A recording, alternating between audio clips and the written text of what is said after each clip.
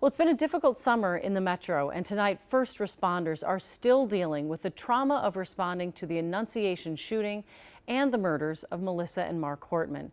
Raya Katene joins us now with the toll it's taking on their mental health. Raya?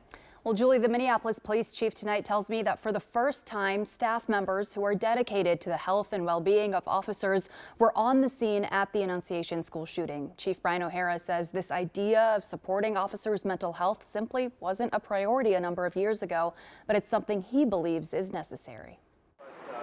Almost 2 weeks after a shooter opened fire on people praying at Annunciation Catholic School, the first responders, among the first to help that morning, may now be in need of help themselves. This shooting inside the church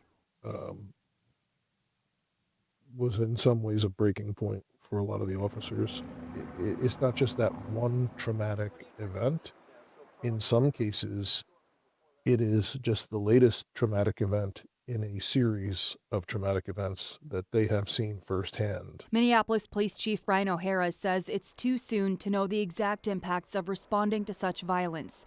It's too soon to tell, he says, if it will lead to some officers leaving the profession. I think that remains to be seen, but that's definitely a possibility for some. The chief says Minneapolis Police has 1 psychiatrist, 2 sergeants, and a peer support group made up of 21 officers and staff members dedicated to mental health and well-being. We had dozens of officers that took some time off from work, whether it's just simply a day, in some cases several days.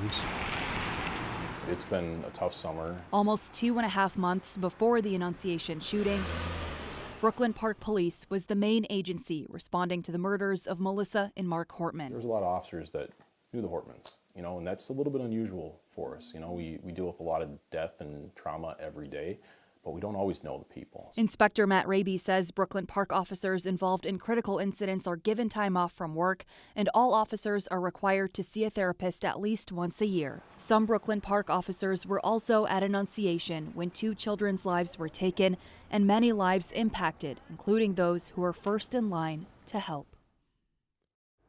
Now, according to city documents, health and well-being falls within the police department's professional standards division, which last year had a budget of about $37.5 million.